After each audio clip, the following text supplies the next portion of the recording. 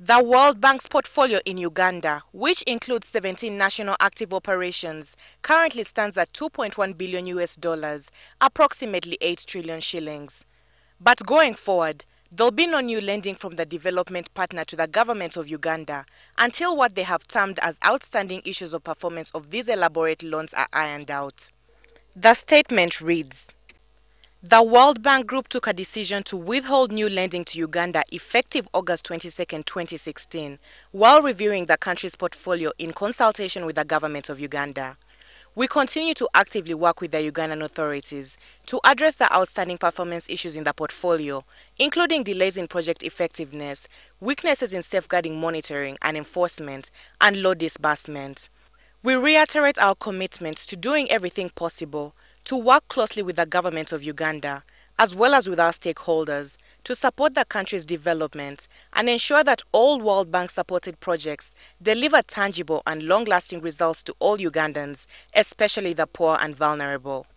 The statement issued by the World Bank Country Office on Wednesday afternoon came just a day after a coalition of civil society groups raised a raft of complaints, in part blaming the bank for lack of transparency and accountability in their operations in Uganda.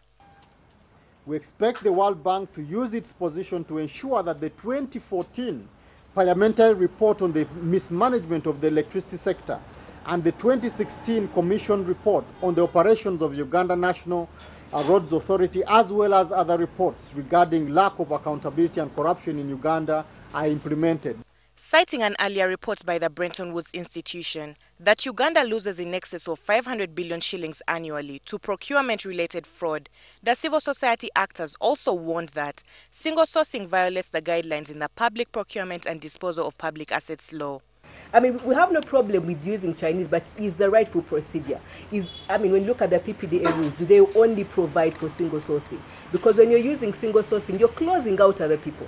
And on the issue of whether Ugandan companies have the capacity, let them prove. Let government of Uganda come out and say our Ugandan companies do not have the capacity to do this.